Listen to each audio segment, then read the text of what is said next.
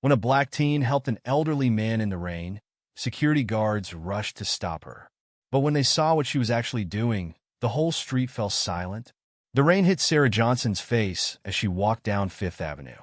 Her worn-out sneakers splashed through puddles, and water seeped through the holes in their soles. She pulled her thin jacket tighter, but it didn't help much against the cold November wind. Her backpack, heavy with textbooks, dug into her shoulders. Final notice, her mom had said that morning, holding up the red-stamped envelope. "We're 3 months behind on rent." Sarah had watched her mom's hand shake as she made coffee in their tiny kitchen. The apartment walls needed paint, and the ceiling had water stains from the leaky roof, but it was home. They'd lived there since Sarah was born 13 years ago. "I'll pick up extra shifts at the diner," her mom had said, pouring coffee into her thermos. Dark circles lined her eyes from working 2 jobs. "We'll figure something out." Sarah had wanted to say something, anything, but the words wouldn't come. Instead, she'd hugged her mom tight, breathing in the familiar scent of discount store perfume and coffee. Now, walking past the gleaming storefronts of Fifth Avenue, Sarah's stomach growled. She'd skipped lunch to save the money for bus fare, but ended up walking anyway. The money would help with dinner instead. A businessman in an expensive coat brushed past her without looking, talking loudly on his phone about millions in profits. Sarah stepped aside, her shoes squishing on the wet sidewalk. She glanced at her reflection in a store window.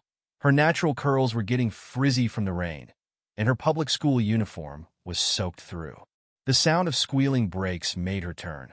A city bus had stopped nearby, and an elderly man in a blue suit was trying to step down. He wobbled on the wet steps, his polished shoes slipping. Sarah noticed the 2 security guards from the nearby bank watching her. Their hands moved to their belts as she stepped forward. She knew what they were thinking. Teenage black girl approaching a wealthy old white man. She'd seen those looks before. The man's foot slipped again. Without thinking, Sarah rushed forward. "Look out," she called. The man lost his balance completely. Sarah lunged, catching his arm just as he started to fall. They both slipped on the wet pavement, but she managed to steady them, her wet sneakers finding grip on the concrete. "Oh my," the man said, breathing heavily. "Thank you, young lady. I'm not as steady on my feet as I used to be." Up close, Sarah could see his hair was pure white, and fine wrinkles lined his kind face. His blue suit probably cost more than her mom made in a month. The security guards had moved closer, but now they stood awkwardly, unsure what to do. Other pedestrians had stopped to stare, some holding up phones to record. "Are you okay, sir?" Sarah asked, still holding his arm to keep him steady. "Thanks to you, I am." He smiled warmly. "I'm Richard Thompson. And you are?" "Sarah. Sarah Johnson." "Well, Sarah Johnson, you have excellent reflexes. Would you let my driver give you a ride home? It's the least I can do."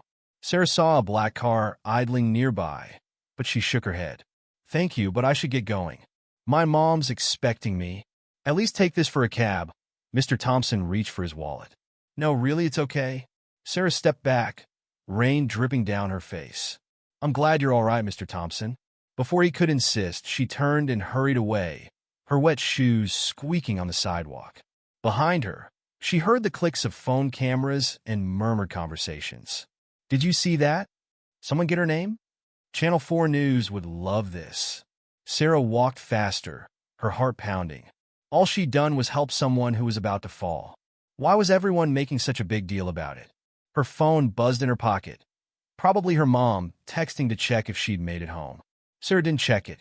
She just kept walking through the rain, thinking about the bills piling up at home and her mom working double shifts. 5 years ago, her dad would have been proud of what she'd done today.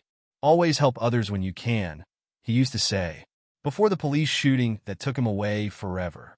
Sarah wiped rain from her face, or maybe they were tears. She couldn't tell anymore. The cold had numbed her cheeks.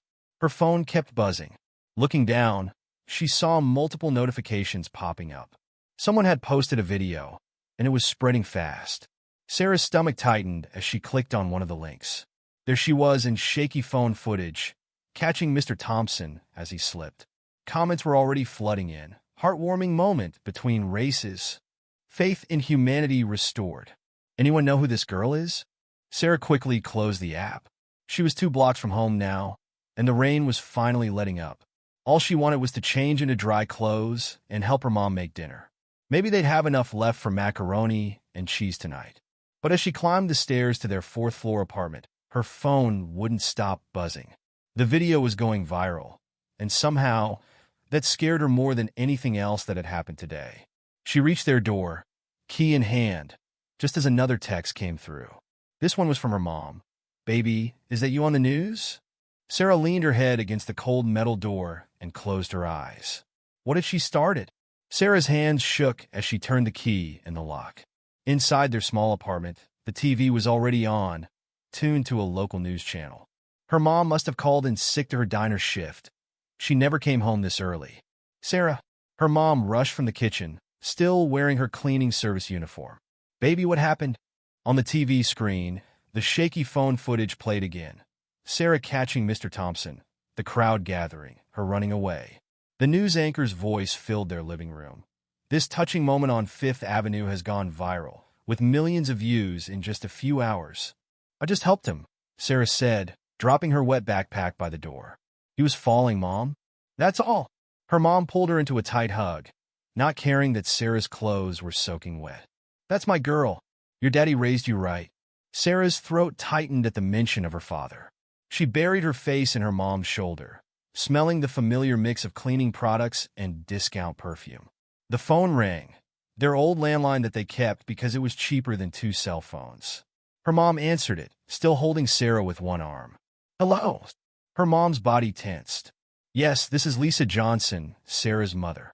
A pause. "Mr. Thompson wants to what?" Sarah looked up at her mom's face. Lisa Johnson's eyes were wide as she listened. "I understand, but yes.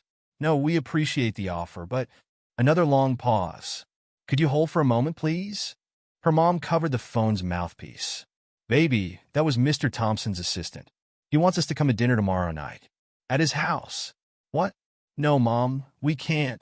They're sending a car." Her mom's voice shook slightly. "He insists on thanking you properly." Before Sarah could protest, someone knocked on their door. Both of them froze.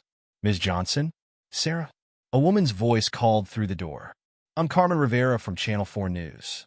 We'd love to get your statement about today's events." More voices joined in from the hallway. "New York Daily here. Just a few questions. Can we get a photo?" Sarah's mom quickly returned to the phone. "We'll be there." "Yes, 7 o'clock. Thank you." She hung up and pulled Sarah away from the door, deeper into the apartment. The knocking continued. Their neighbors' doors opened and closed as people came to see what was happening. "Fire escape," her mom whispered, leading Sarah to her bedroom window. They'd used this route before, during the summer when their apartment got too hot, but never to escape reporters. They climbed down carefully, Sarah first, then her mom. The metal was slippery from the rain. When they reached the bottom, Sarah saw news vans parked along their street. "Miss Johnson." Someone spotted them. Cameras turned their way. "Come on." Her mom grabbed her hand, and they ran. They didn't stop running until they reached Mrs. Washington's beauty salon 3 blocks away. The old woman had done Sarah's hair since she was a baby, and she quickly ushered them inside, flipping the closed sign. "Lord have mercy," Mrs. Washington said, leading them to the back room. "I just saw you on the news, child. You're all anyone's talking about." Sarah slumped into a styling chair while her mom paced the small space. The back room smelled of hair products and coffee, familiar and safe. "What are we going to do?" Sarah asked. "We can't go home with all those reporters there. We'll stay with my sister tonight," her mom said, pulling out her phone. "And tomorrow..." She looked at Sarah. "Do you want to go? To Mr. Thompson's?" Sarah picked at a loose thread on her wet uniform skirt. "Do we have a choice?" "There's always a choice, baby." Her mom knelt in front of her chair. "Your daddy taught you to help people because it's right, not for rewards. We can say no." Sarah thought about the bills on their kitchen counter. The eviction notice. Her mom's exhausted face every night after working 2 jobs. "Maybe," Sarah said slowly, "maybe accepting help when it's offered is okay too? Like when Mrs. Washington watches me after school sometimes? Or when the neighbors bring us food?" Mrs. Washington nodded approvingly from her spot by the door. "Girls got sense, Lisa. Pride don't pay no bills." Sarah's mom was quiet for a long moment. Finally, she said, "Okay, we'll go. But at the first sign of anything weird, we're out. Deal?" "Deal." Sarah managed a small smile. They stayed at Mrs. Washington's until closing time, watching the news coverage spread. The video had reached national networks now. People were calling it a heartwarming moment of unity and proof that kindness crosses all boundaries. Sarah's phone kept buzzing with messages from classmates. "OMG, that's you on TV. You're famous. Was he really a millionaire?" She turned it off. That night, at her aunt's cramped one-bedroom apartment, Sarah lay on the living room couch, unable to sleep. Through the thin walls, she heard her mom and aunt talking in the kitchen. "It's a chance, Lisa," her aunt was saying. "A real chance for Sarah. Or a rich white man's guilt trying to make himself feel better," her mom replied. "Does it matter why? You've been killing yourself working 2 jobs. The rent's 3 months behind. What's your plan B?" Sarah pulled the blanket over her head, but she couldn't block out her mom's tired sigh or her aunt's words. Sometimes help comes from unexpected places. Don't be too proud to take it. The next morning, Sarah woke to find a garment bag hanging on the bathroom door. Inside was a new dress, dark blue and simple, but clearly expensive. The tag was still on. Her aunt must have bought it early this morning. "Can't have you going to a mansion in your school uniform," her aunt said, helping Sarah zip up the dress. It fit perfectly. Sarah stared at herself in the bathroom mirror, barely recognizing the girl in the reflection. Her curls were neat, thanks to Mrs. Washington's skilled hands the night before. The dress made her look older, more sophisticated. Her mom appeared in the doorway, wearing her one good dress, the one she saved for church and parent-teacher conferences. "Ready?" she asked. Sarah nodded, even though her stomach was doing flips. At exactly 6:30 p.m., a black car pulled up outside her aunt's building. The driver, wearing a crisp uniform, opened the door for them. As they drove uptown, Sarah watched the neighborhoods change. The buildings got taller, cleaner, more doormen, fewer security gates. Finally, they turned onto a tree-lined street where every building looked like something from a movie. The car stopped in front of the tallest one. A doorman rushed to open their door, and Sarah stepped out, her new shoes clicking on the spotless sidewalk. Her mom squeezed her hand. "Remember," she whispered. "First sign of weird, we're out," Sarah finished. They walked through the gleaming lobby toward the elevator, their reflections following them in the polished marble floors. Sarah's heart pounded as the elevator rose smoothly to the penthouse. The doors opened directly into an apartment bigger than their entire building. And there, standing in a room full of artwork and floor-to-ceiling windows, was Mr. Thompson. "Sarah," he smiled warmly, stepping forward to greet them. "I'm so glad you came." Behind him, Sarah could see other people watching. A woman who must be Mrs. Thompson, some younger adults who looked like their children, and several staff members. This was it. No turning back now. Sarah barely slept that night after returning from the Thompsons. Her mind kept replaying dinner conversations, the crystal glasses, the way Mrs. Thompson's jewelry caught the light. But mostly, she thought about Mr. Thompson's words. Sometimes life gives us unexpected chances to make a difference. The next morning hit hard. Her mom shook her awake at 6:30 a.m., dark circles under her eyes from another sleepless night. "You need to go to school," her mom said, handing Sarah her freshly ironed uniform. "We can't hide forever." Sarah's stomach clenched. What if reporters are there? Principal Martinez called. She's keeping them off school property. Her mom sat on the bed's edge. "But baby, people are going to talk. You ready for that?" No, Sarah wasn't ready. But she nodded anyway. The walk to school felt longer than usual.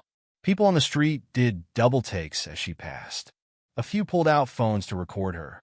Sarah kept her head down, quickening her pace. The school security guard, Mr. Rodriguez, met her at the gate. "This way, Sarah."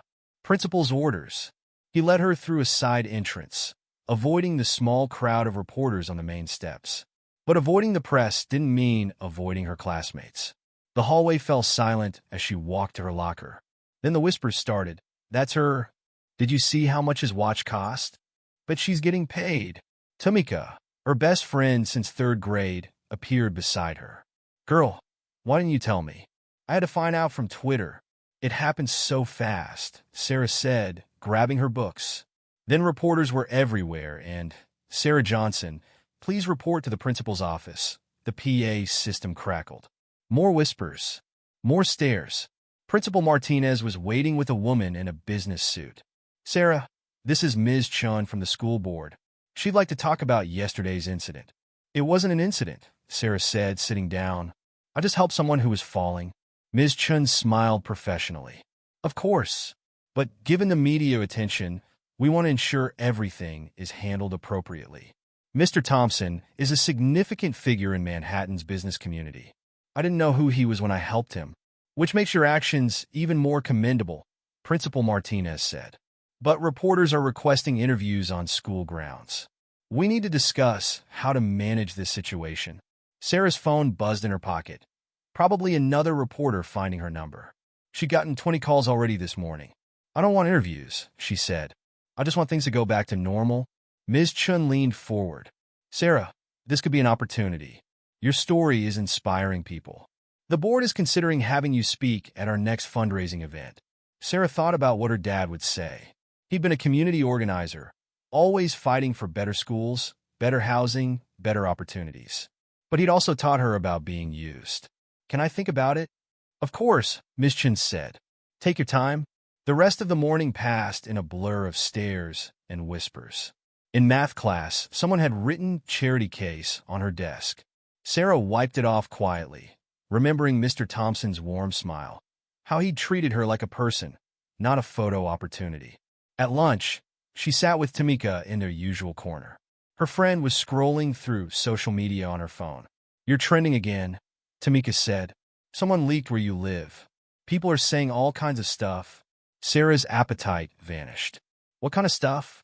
Some good, some... Tamika hesitated. Some people are being real nasty. Saying you set the whole thing up?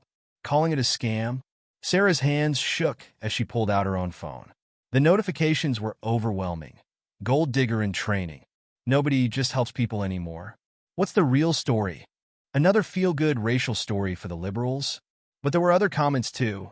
This girl gives me hope. Ray's right. Her parents must be proud. We need more people like her. A new text popped up. Her mom, Mr. Thompson's office called. They want to set up another meeting. Call me ASAP. Sarah stepped into the quiet hallway to call her mom. His lawyer wants to meet us, her mom said, voice tight with worry. Today after school. Why? We didn't do anything wrong. I know, baby. But... Her mom paused. I found something in the mail this morning. An eviction notice. We have 30 days. Sarah's chest tightened. 30 days. 1 month to find a new place, come up with back rent, somehow keep going. Maybe we should hear what the lawyer has to say, her mom continued. Just hear them out? The lunch bell rang. Students flooded the hallway, many stopping to stare at Sarah. Okay, she said quietly. After school, the afternoon classes dragged. In English, they were discussing To Kill a Mockingbird, and Sarah felt every eye on her during the racism discussion. In history, someone asked if she'd be in their textbook someday. The teacher didn't laugh. After final bell, Sarah found Mr. Thompson's car waiting outside the side entrance. The same driver from last night held the door open. They picked up her mom from her cleaning job. She still wore her uniform, looking small in the leather back seat. The law office occupied the top floor of a Manhattan skyscraper. Floor-to-ceiling windows showed the city stretching endlessly below. Sarah's shoes sank into thick carpeting as they followed a secretary to a conference room. Mr. Thompson was already there, along with a sharp-faced lawyer and several assistants. Papers covered the massive table. Sarah, Lisa, thank you for coming, Mr. Thompson smiled. Please sit down. The lawyer cleared his throat. We'll keep this brief. Mr. Thompson would like to establish a trust fund for Sarah's education and future opportunities. Additionally, he's offering financial assistance to ensure stable housing and living conditions. Sarah's mom gripped her hand under the table. How much are we talking about? The lawyer named a figure that made Sarah's head spin. More money than she'd ever imagined. Enough to pay rent for years. Enough for college. Why? Sarah asked, looking directly at Mr. Thompson. You don't even know us? I know enough, he said softly. I know you helped a stranger without hesitation. I know you refuse payment, and I know what it's like to need help but be too proud to ask. He rolled up his sleeve, revealing a faded scar. 50 years ago, I was working construction. Fell 3 stories when a scaffold broke. A stranger caught me, broke my fall, and probably saved my life. I never got to thank him properly. He smiled at Sarah. Sometimes life gives us second chances. Sarah's mom was crying silently. The lawyer pushed papers across the table. Take them home, Mr. Thompson said. Read them carefully. Discuss it as a family. Whatever you decide, I respect your choice. Outside, the sun was setting over Manhattan. Sarah and her mom sat in the back of Mr. Thompson's car, the papers heavy in Sarah's backpack. What do you think? Her mom asked. Sarah watched the city lights flicker on. Somewhere out there, people were still sharing her video, still debating her motives, still judging a moment of simple kindness. I think, she said slowly, Dad would say it's okay to accept help sometimes. As long as we don't forget who we are. Her mom squeezed her hand. They rode the rest of the way in silence, both lost in thoughts about tomorrow, about possibilities, about change. At home, their apartment felt smaller than ever. Bills covered the kitchen table.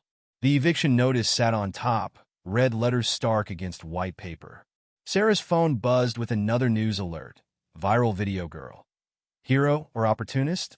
She turned off her phone, sat down with her mom, and opened the folder from Mr. Thompson's lawyer.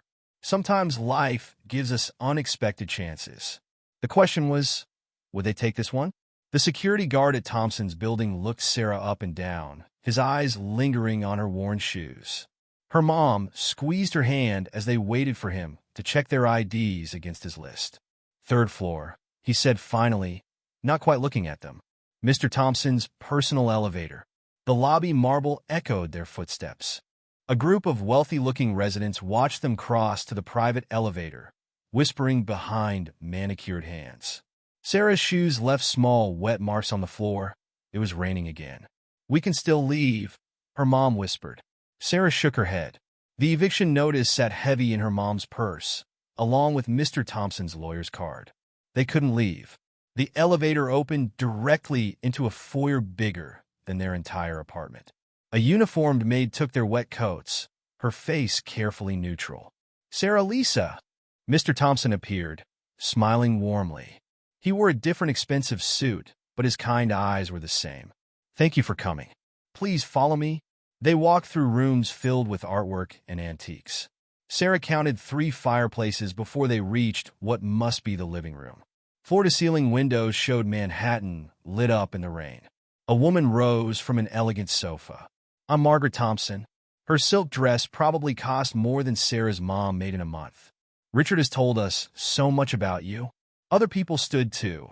A younger man and woman who had to be the Thompsons' children, their spouses, a few others Sarah didn't recognize. This is my son James and his wife Patricia, Mr. Thompson said, and my daughter Elizabeth with her husband Michael. James Thompson barely nodded. His wife studied Sarah like she was an interesting insect. So, Elizabeth said, swirling wine in a crystal glass, you're the girl from the video. Elizabeth, Mr. Thompson warned. What? Everyone's thinking it. This whole thing is a bit convenient, isn't it? Sarah's mom stiffened. What exactly are you implying? Now, Margaret Thompson stepped in smoothly. Let's move to the dining room. Dinner is served. The dining room table could have seated 20. Sarah counted 4 different forks at her place setting. A chandelier threw rainbow light across white tablecloths. Sarah, Patricia Thompson leaned forward. Tell us about your school. Public, isn't it? Yes, Sarah said. Washington Heights High. Patricia shared a look with Elizabeth. And what does your father do? The room went quiet. Sarah felt her mom's hand find hers under the table. My husband passed away 5 years ago, her mom said quietly. Police shooting. More silence. Servers appeared with soup in delicate bowls. I'm so sorry, Mr. Thompson said. I didn't know. Of course you didn't, James muttered. You don't know anything about them. James. Margaret Thompson's voice could have frozen the soup. That's enough. Sarah stared at her bowl, stomach tight. This had been a mistake. They didn't belong here. Actually, she said, pushing back her chair. Maybe we should. Tell me, Sarah, Mr. Thompson cut in. What do you want to be when you grow up? The question surprised her. "A lawyer," she said, "like my dad was trying to be. He was in night school when—" She swallowed hard. "A lawyer?" Elizabeth laughed. "That's ambitious." "Why?" Sarah met her eyes. "Because I'm black? Or because I'm poor?" "Sarah," her mom whispered. "No, it's okay." Sarah stood up. The chandelier light felt too bright, too exposing. "I know what you all think. That we planned this somehow. That we're trying to scam your father. Aren't you?" James asked. "James!" Mr. Thompson slammed his hand on the table. Glasses rattled. "That is enough." "Dad, be reasonable," Elizabeth joined in. "This girl just happens to save you, and now you want to give her money?" "I didn't ask for money," Sarah said. Her voice shook, but grew stronger. "I didn't ask for any of this. I helped Mr. Thompson because my father taught me that's what you do. He taught me that people matter more than things, more than money, more than what others might think." She took a shaky breath. "My dad died because someone looked at his skin and made assumptions. Just like you're doing now. He was a good man who worked 2 jobs and went to night school and taught me to help people. Not because they're rich or poor or black or white, but because they're people." The room was silent except for the tick of an expensive clock. "When I saw Mr. Thompson slip," Sarah continued, "I didn't see a rich white man. I saw someone's father, someone's grandfather, about to get hurt. I didn't think about cameras or money or any of this. I just moved." Mr. Thompson stood slowly. "That's exactly what I've been trying to tell you all." He looked at his family. "When's the last time any of you helped someone without calculating what you'd get in return?" "Dad," James started. "No." Mr. Thompson moved to stand beside Sarah. "You sit in your offices and penthouses, managing money, growing wealth. When's the last time you thought about where we came from? The construction sites? The night school? The help we got along the way?" He put a gentle hand on Sarah's shoulder. "This girl has more integrity in her little finger than I've seen in most boardrooms. She helped me without hesitation, refused payment, and has shown more grace under pressure than any of you tonight." Servers hovered uncertainly with main course plates. "Sir," the head butler murmured, "there are reporters gathering outside. Someone must have leaked." "Of course they did," Elizabeth muttered, glancing at her phone. Sarah's mom stood. "We should go." "No." Mr. Thompson's voice was firm. "You'll stay and have dinner. My family will remember their manners. And tomorrow, we'll proceed with the trust fund and housing assistance as planned." "Richard," Margaret Thompson started. "It's decided, Margaret." He sat back down, gesturing for Sarah and her mom to do the same. "Now, Sarah, tell me more about your interest in law." The rest of dinner passed in strained politeness. The food was amazing, but Sarah barely tasted it. She talked about school, about her dad's old law books that she read at night, about the debate team she'd joined. Mr. Thompson listened intently, asking questions, sharing stories about his own journey from construction worker to business owner. Gradually, the tension eased. Even James seemed less hostile, especially after Sarah talked about her debate team's victory over his old private school. After dessert, Mr. Thompson invited Sarah to his study while her mom talked with his lawyer in the living room. The study walls were lined with books, real books, not just decorative ones. "Your father would be proud of you," Mr. Thompson said, settling into a leather chair. "Standing up to my family like that. Speaking your truth." Sarah ran her fingers along the book spines. "I'm sorry if I caused problems. You didn't." They needed to hear it. He smiled sadly. "Money changes people. Sometimes it makes them forget where they came from. What matters?" Through the study window, Sarah could see camera flashes on the street below. "The press won't leave us alone," she said quietly. "No, they won't. Not for a while." Mr. Thompson leaned forward. "That's partly why I want to help. You'll need resources to handle this attention, to protect yourself and your mother. And to achieve your dreams." He picked up a book from his desk, a worn copy of constitutional law. "This was my first law book. Night school, like your father. I never finished. Business took over." He held out the book. "Maybe you'll make better use of it." Sarah took the book carefully. The pages were marked with old notes, highlighted passages, dog-eared corners. "Why are you really helping us?" she asked. Mr. Thompson was quiet for a moment. "Because 30 years ago, I was you. Different circumstances, different time, but the same core truth. Sometimes we need help to overcome the barriers life puts in our way. He smiled. And sometimes we need to be reminded of our own humanity. A soft knock interrupted them. Sarah's mom stood in the doorway with a lawyer, holding signed papers. "It's done," the lawyer said. "The trust is established. The housing assistance will begin immediately." Sarah hugged the law book to her chest, feeling its solid weight. Outside, rain streaked the windows and cameras flashed in the darkness. But in this moment, something had shifted. A door had opened. "Thank you," she said simply. Mr. Thompson nodded. "Make it count, Sarah. That's all I ask. Make it count." In the elevator going down, Sarah's mom was quiet, clutching the folder of papers. "You okay?" Sarah asked. "Your daddy would have loved to see you in there," her mom said softly. Standing tall, speaking truth, using your voice. The elevator doors opened. Camera flashes exploded around them as security guards created a path to their waiting car. "Sarah, over here. Miss Johnson, a statement, please." "Is it true about the trust fund?" Sarah kept walking, head high, her mom beside her. The law book was heavy in her arms, but her steps felt lighter. Tomorrow would bring more challenges, more judgment, more pressure. But tonight, she had stood her ground. Tonight, she had honored her father's memory. Tonight, she had taken the first step towards something bigger than herself. The car door closed, shutting out the chaos. As they drove away, Sarah opened the law book, breathing in its old paper smell. On the first page, Mr. Thompson had written, "To Sarah, your father taught you to help others. Now, let others help you. The world needs more lawyers with heart." Sarah traced the words with her finger as Manhattan's lights blurred past, each one a possible future, each one a little brighter than before. The morning after the dinner, Sarah's mom called in sick to both jobs.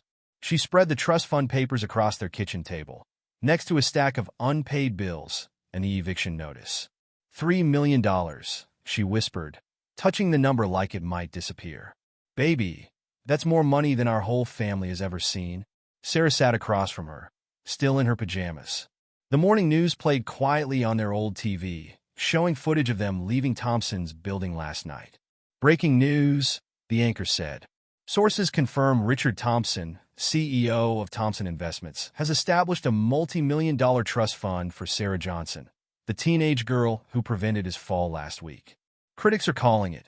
Sarah's mom turned off the TV. "Your phone's been buzzing all morning. Tamika keeps texting. Everyone at school knows about the money. Your principal called too.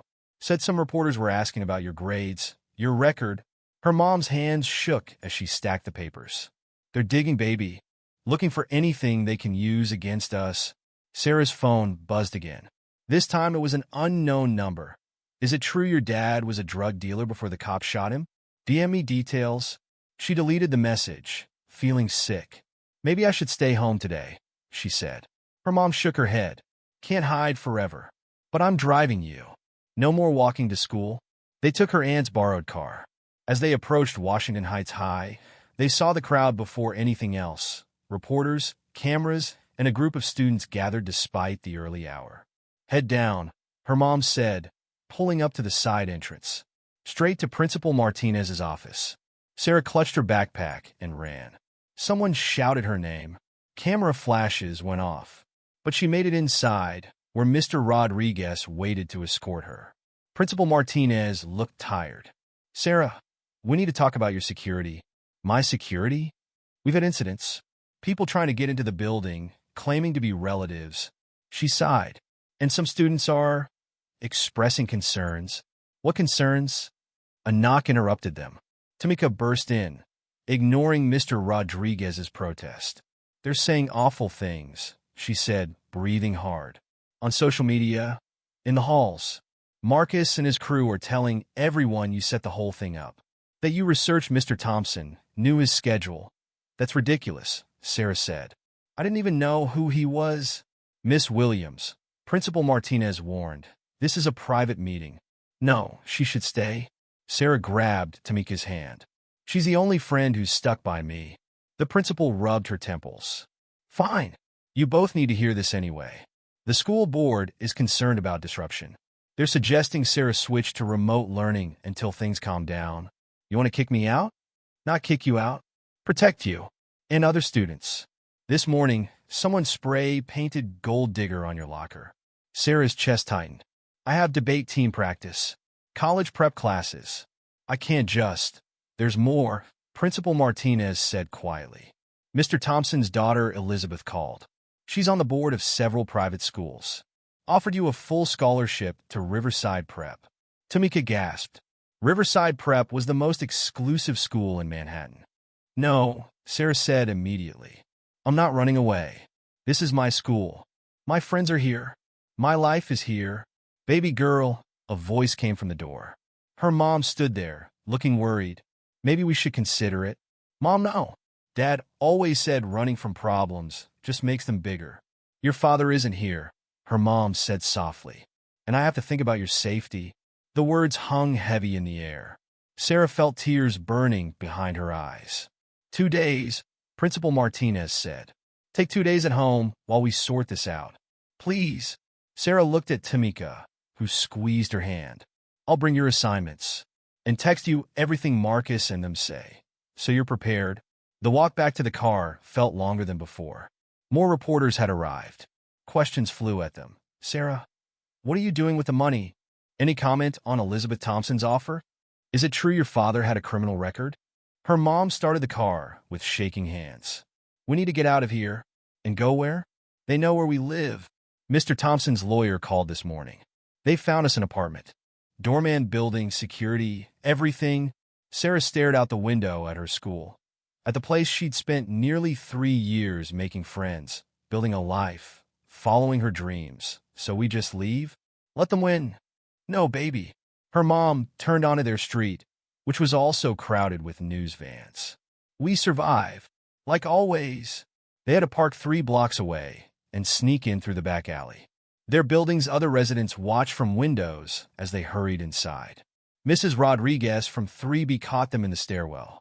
Lisa, Sarah, wait. She held out a casserole dish. Dinner. And she hesitated. Maybe don't read the neighborhood Facebook group today. Inside their apartment, Sarah's mom went straight to her laptop, the old one she used for online classes. Look at this. Local news websites, Facebook groups, Twitter threads, all full of speculation about them. Someone had dug up her dad's old arrest record from a protest march. Another had posted their eviction notice. People debated whether they were scammers, opportunists, or just lucky. It's not about luck, Sarah said, reading the comments. It's about doing the right thing. Not everyone sees it that way, baby. Her mom closed the laptop. People get scared when someone like us might get ahead. Makes them question things. Sarah's phone buzzed with a text from Mr. Thompson. Saw the news. Don't let them get to you. My lawyer will handle the press. Focus on your future. Another text followed from an unknown number. Going to expose you and your criminal family.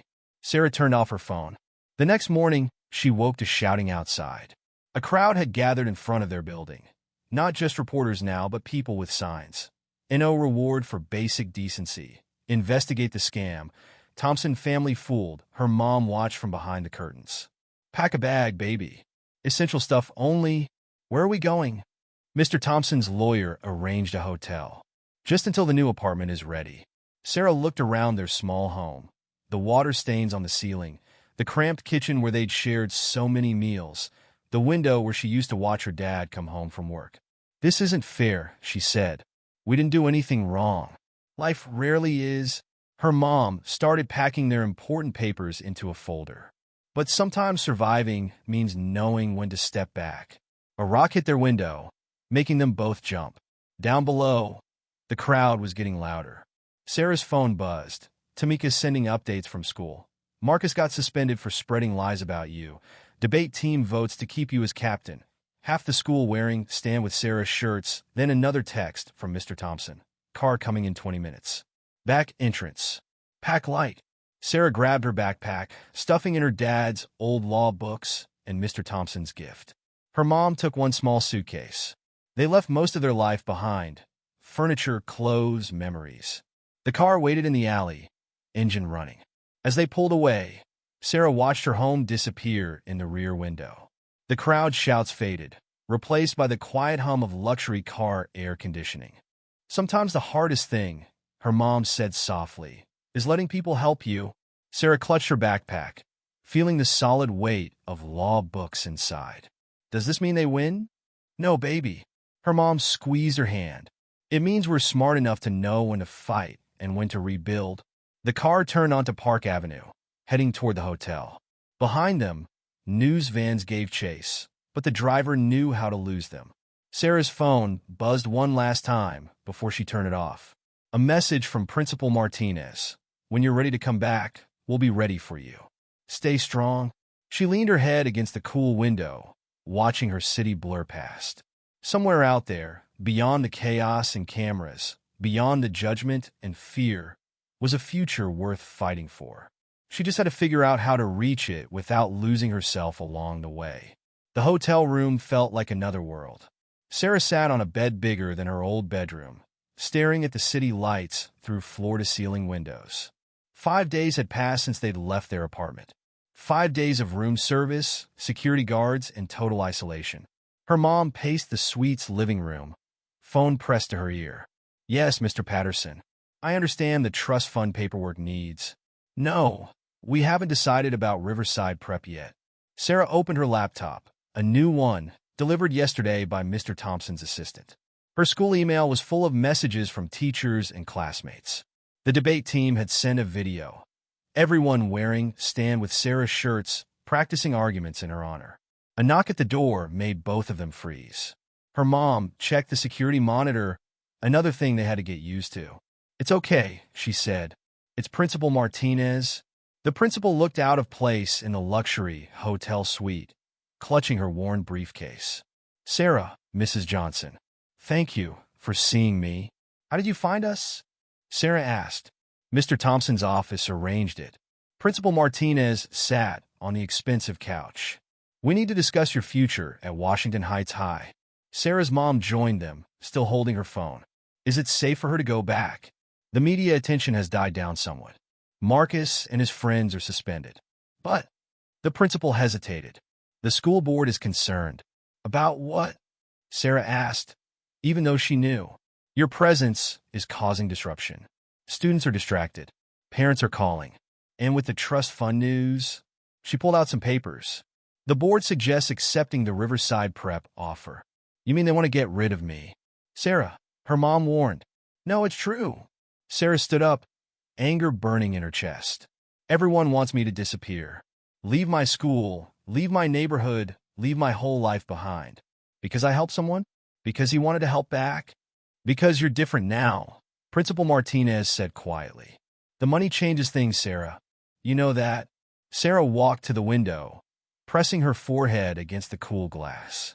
20 floors below, the city moved on without her. Mr. Thompson's coming, her mom said suddenly, checking her phone. With his lawyer, Principal Martinez stood. I should go? No. Sarah turned around. Stay. You should hear this too. 20 minutes later, Mr. Thompson arrived with his lawyer and, surprisingly, his daughter, Elizabeth.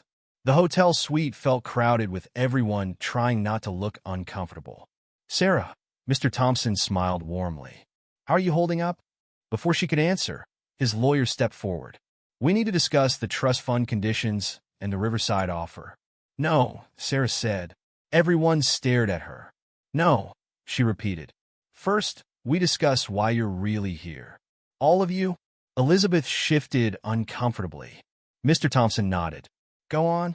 Everyone keeps talking about protecting me. About opportunities. About what's best for my future.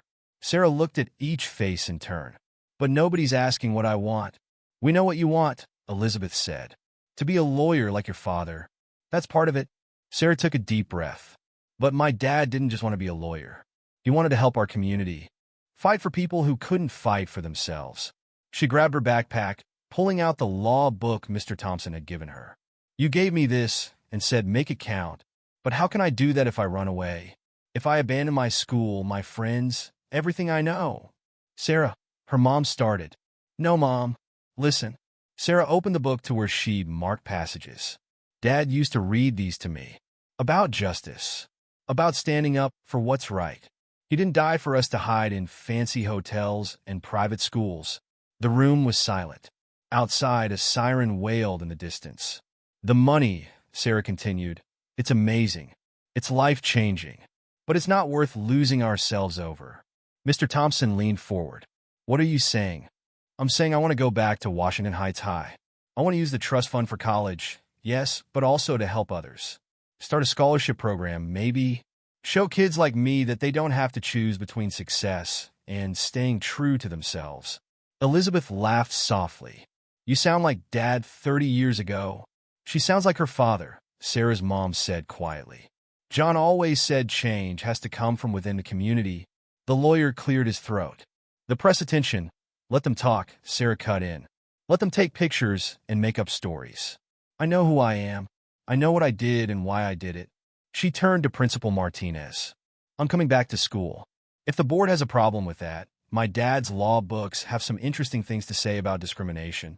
The principal smiled for the first time that evening. I'll let them know. Sarah, Mr. Thompson said, are you sure? Riverside could offer a way out. Sarah shook her head. I don't want a way out. I want a way forward. Elizabeth stood suddenly. I'll help with the scholarship program idea. God knows our family foundation could use some actual community involvement. Her mom was crying silently. Sarah went to her, hugging her tight. Baby, she whispered, your daddy would be so proud. The lawyer sighed, pulling out more papers. If we're doing this, we'll need to restructure some things. Set up the scholarship foundation properly. Done, Mr. Thompson said. Whatever they need. One condition, Sarah said firmly. Everyone looked at her again. We moved back to our neighborhood. A better apartment, yes. But our neighborhood, our community, Mr. Thompson smiled. I think we can arrange that. Later that night, after everyone had left, Sarah and her mom sat on the hotel room floor, sharing Mrs. Rodriguez's reheated casserole. You sure about this? Her mom asked.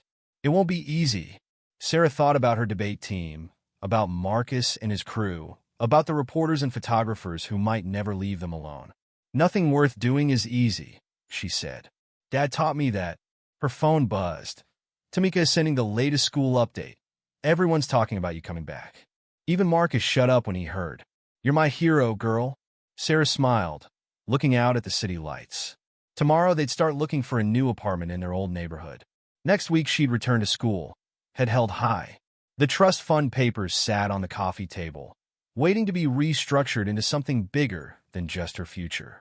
You know what Dad would say right now? She asked her mom. What's that, baby? He'd say, sometimes the biggest changes start with the smallest choices. Like helping someone on a rainy day. Her mom laughed through tears. That'd sound like him. Sarah pulled out her laptop, opening a new document. At the top, she typed, Johnson Community Scholarship Foundation, draft proposal. Outside their window, the city sparkled with possibility. She had chosen her path. Not the easiest one, but the right one. Now it was time to make it count. The moving truck pulled up in front of their new building on 143rd Street, just 3 blocks from their old apartment. Sarah watched from the sidewalk as movers carried in their few belongings, along with the new furniture Mr. Thompson's designer had helped them choose. Still can't believe this is ours, her mom said, holding the keys to their new 3-bedroom apartment. The building wasn't fancy like the hotel, but it was clean and well-maintained. Their apartment took up half the 4th floor, with big windows and newly renovated everything. Most importantly, it was home, their home in their neighborhood. Mrs. Rodriguez hurried over from across the street, carrying her famous empanadas. Welcome home, mi amor. She hugged them both. The whole block's been waiting for you to come back. Other neighbors appeared. Mr. Washington from the barber shop, the Chun family from the corner store, faces Sarah had known her whole life. They brought food, welcome gifts, and most importantly, normalcy. Girl, you better not have gotten too fancy for my cooking, Mrs. Washington teased, setting down a huge pot of her famous gumbo. Sarah's phone buzzed. Tamika, you moved back. I'm coming over after the movers leave. The apartment filled with voices and laughter as neighbors helped unpack. Sarah's new room was bigger than their old living room, with a desk for studying and built-in bookshelves for her growing law book collection. Your father would have loved this, her mom said, arranging his old books on the shelves. She quit her cleaning job last week, but kept working part-time at the diner. Not for the fancy stuff, she added, but for this, community, family, staying true to who we are. A knock at the door made them turn. Mr. Thompson stood there with Elizabeth, both looking slightly out of place among the moving boxes and neighborhood potluck. "Hope we're not interrupting," he said. "Never," Sarah's mom replied. "Come in, there's plenty of food." Elizabeth carried a large envelope. "The foundation paperwork is ready. Once you sign, the Johnson Community Scholarship Foundation will be official." Sarah took the envelope, her hands shaking slightly. Inside was everything they'd worked on for the past week. Plans for scholarships, community programs, educational support for local kids. "First board meeting next week," Elizabeth said. "We've got applications from 10 students already." Mrs. Rodriguez appeared with plates of food for everyone. "Nina, tell them about your school speech tomorrow." Sarah groaned. "It's not a big deal." "Not a big deal?" Tamika had arrived, squeezing through the crowd of neighbors. "Girl, the whole school's going to be there." Mr. Thompson raised his eyebrows. "Speech. Principal Martinez asked me to talk about everything. About choosing to stay at Washington Heights High instead of going to Riverside. About choosing your community," Elizabeth added softly. Sarah nodded. "About that, and about what real opportunity looks like." Her mom wiped tears from her eyes. "Baby, you want to practice it for us?" The apartment quieted. Someone turned off the music. Sarah looked around at the faces. Neighbors who'd watched her grow up, new allies who'd helped her family transform their lives, friends who'd stuck by her through everything. She pulled her notes from her backpack, but she didn't really need them. "When I was little," she began, "my dad used to tell me that real change doesn't come from running away from problems, it comes from facing them, from working together, from lifting others as you climb." Mrs. Rodriguez sniffled. Mr. Thompson leaned against the doorframe, listening intently. "A few weeks ago, I helped someone without thinking about consequences or rewards. That choice led to opportunities one never imagined. But the biggest opportunity isn't the money or the trust fund." Sarah looked at her mom, who nodded encouragingly.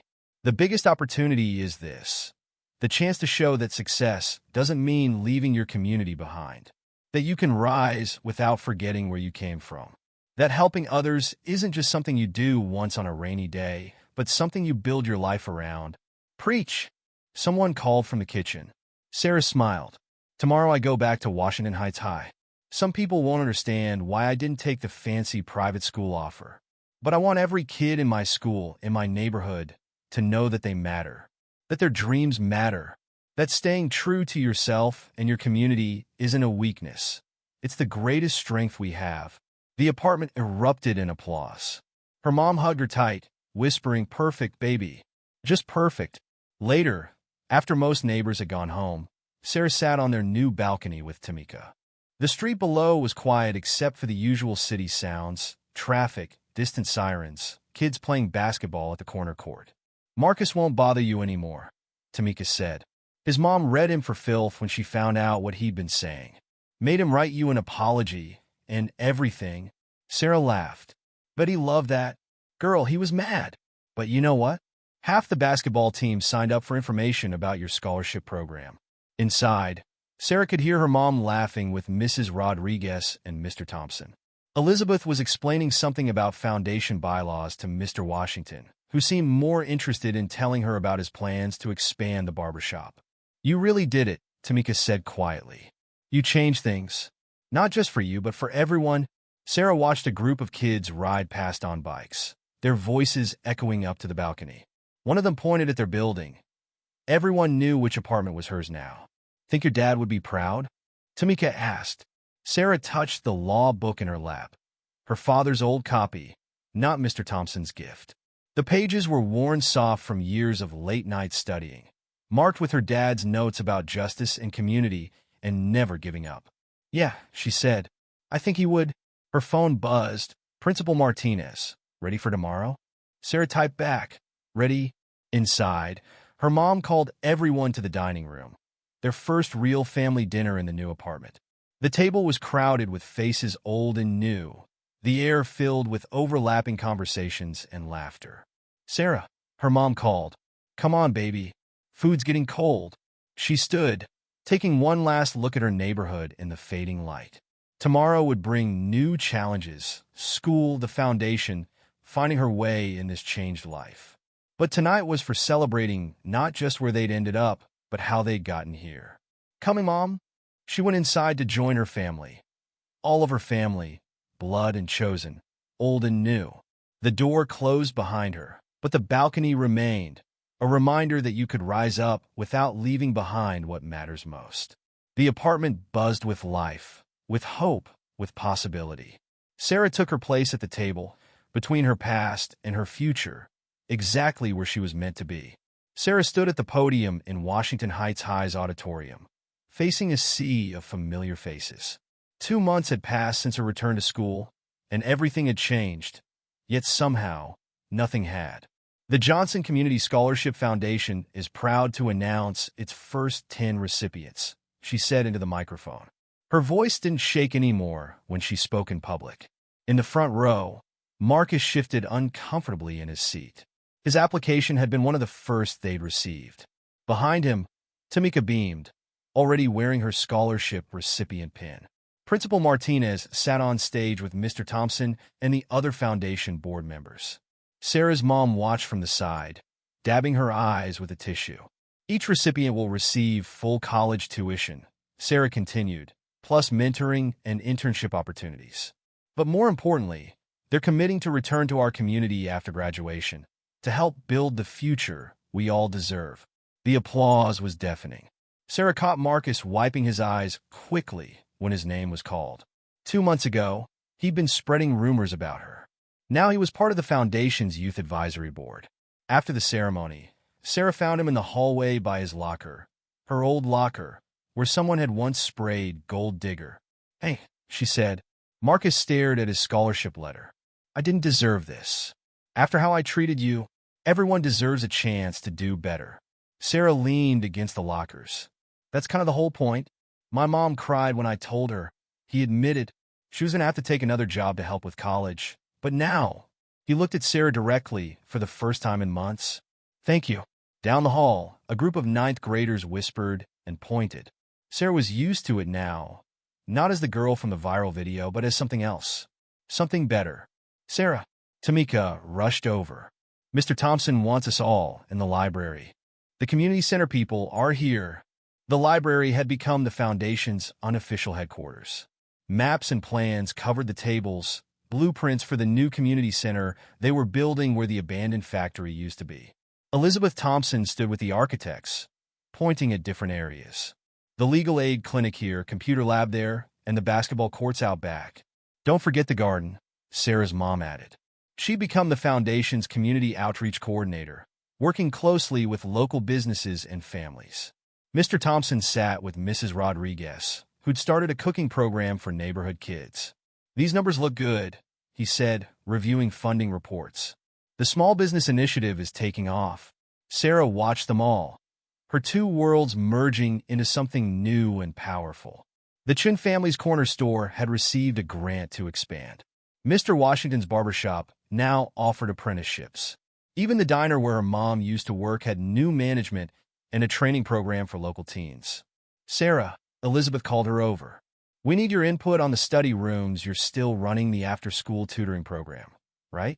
She nodded. 3 days a week, she helped younger kids with homework and test prep. Most were siblings of her scholarship recipients, a ripple effect she hadn't expected but loved seeing. Her phone buzzed. A text from Mr. Patterson, Mr. Thompson's lawyer. Law firm internship confirmed for summer.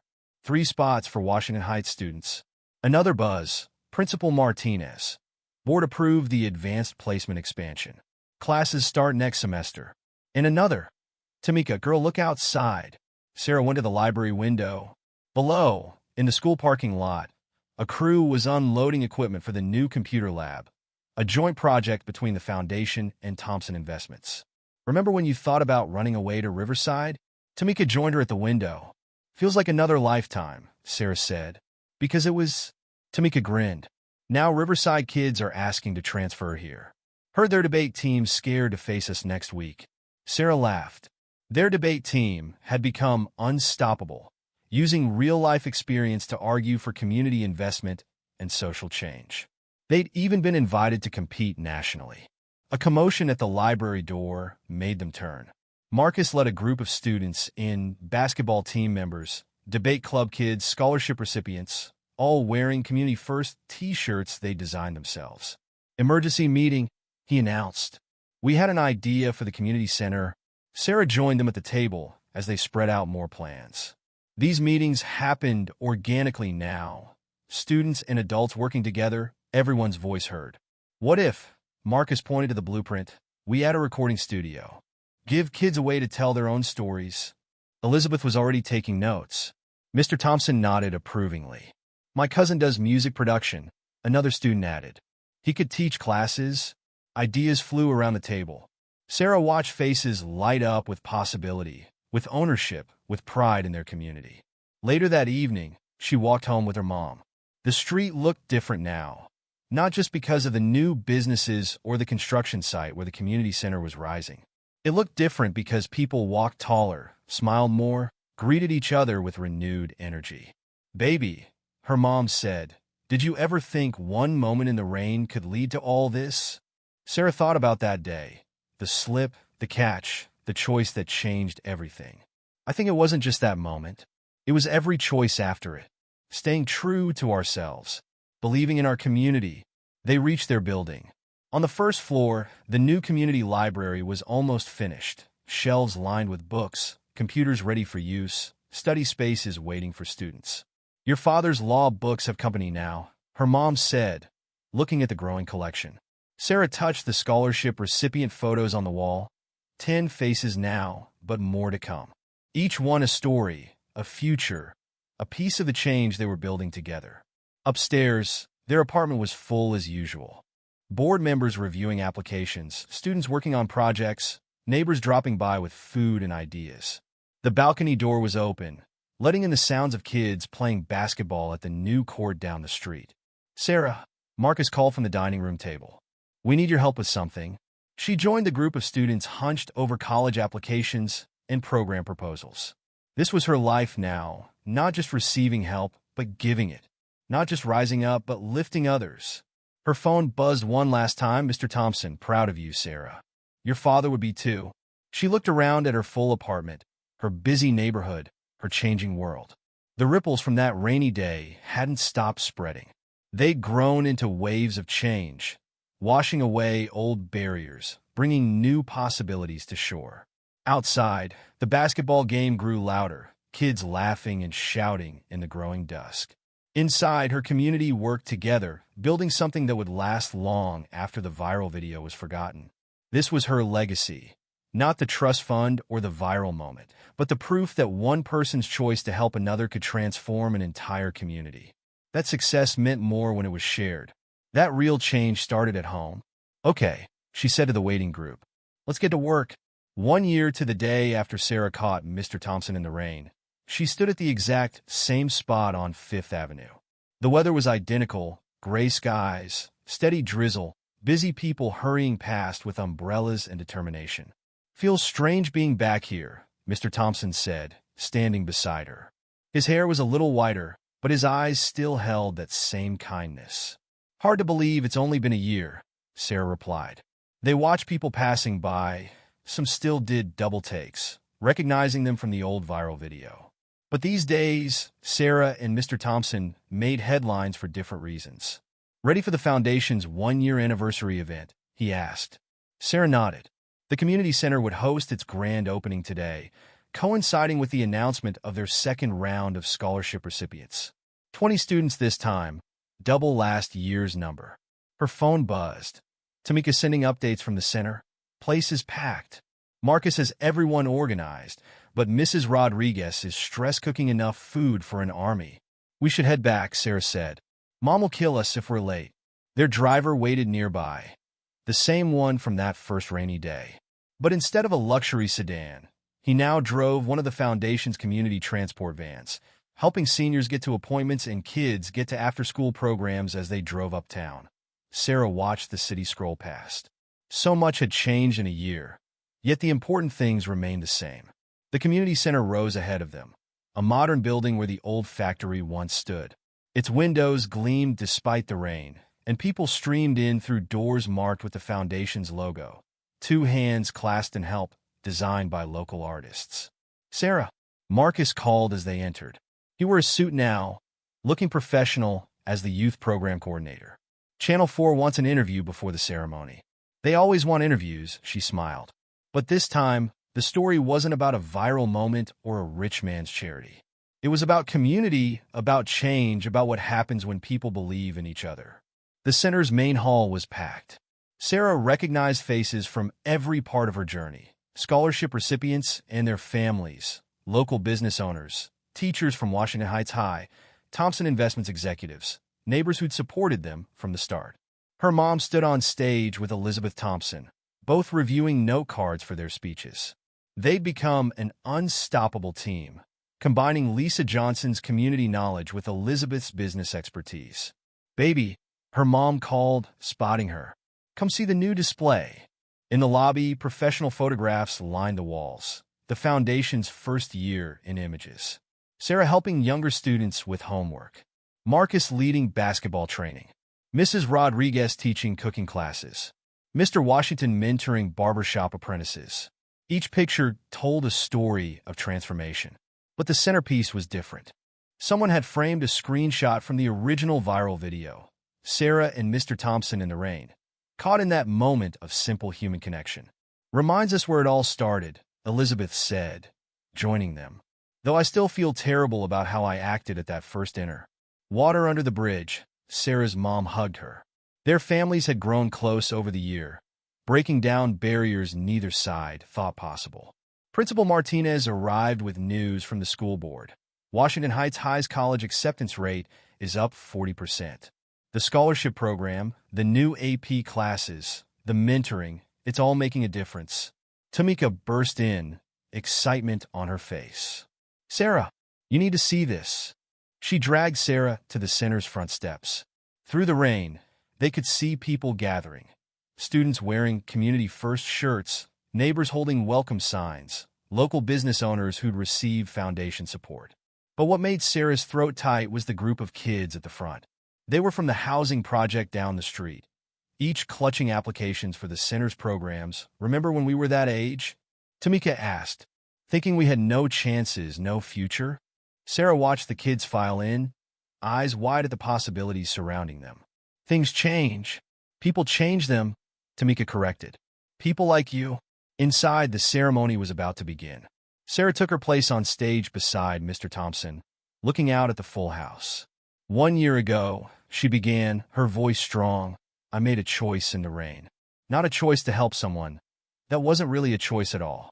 It was what my father taught me, what my mother showed me, what my community raised me to do." She looked at her mom, who wiped tears. "The real choice came after. When opportunity knocked, we chose not to run away to easier lives. We chose to stay, to build, to lift as we climbed. And look what happened. One moment of connection grew into thousands. One scholarship became 20. One helping hand became an entire community rising together." Mr. Thompson stepped forward. "The foundation's next phase begins today. We're expanding to other neighborhoods, other schools. The ripples keep spreading." Sarah nodded. "But we'll never forget where we started. Right here, in this community, with people who never stopped believing in the power of helping each other." The new scholarship recipients came forward to receive their pins. Kids from all backgrounds, united by dreams and determination. Marcus led the applause, remembering his own ceremony a year ago. After the formal events, people mingled in the center's various spaces. Kids played basketball in the new gym. Seniors learned computer skills in the tech lab. The legal aid clinic was already busy with appointments. Sarah found a quiet moment on the roof garden, her favorite spot, where vegetables grew in raised beds tended by community members. The rain had stopped, and sunset painted the city gold. Her phone buzzed one last time, a message from an unknown number. She almost deleted it, thinking it was another reporter. But the words made her pause. "You don't know me, but I saw what you built here. My community needs something like this. Can you help?" Below, she heard laughter and music from the ongoing celebration. The message felt like a sign, another chance to help, another ripple starting. She typed back, "Tell me more." The roof door opened. Her mom and Mr. Thompson came out, followed by Tamika, Marcus, Elizabeth, and others, her extended family now bound by something stronger than blood. "Speech is trending again," Tamika said, showing her phone. "Let it," Sarah smiled. "Maybe someone else will see it and start something in their community. Just like your father would have wanted," her mom said softly. They stood together, watching their city as night fell. Lights flickered on across Manhattan, each one representing lives and stories and possibilities.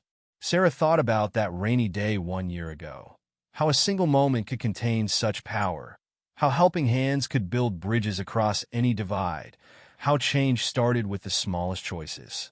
Her phone buzzed again, more messages from other communities, other dreamers, other helpers. The ripples were becoming waves. "Ready for what's next?" Mr. Thompson asked. Sarah looked at her family. All of them, old and new, brought together by a moment in the rain and bound together by choice and love and determination. "Ready," she said. Below them, the community center hummed with life and possibility. Above, stars began to appear through breaking clouds. And all around, their changed world stretched out, proof that sometimes the biggest transformation started with the smallest acts of kindness. Sarah Johnson, the girl who'd once caught a falling stranger, stood surrounded by the future she'd helped build. But she knew this wasn't really an ending. It was just another beginning,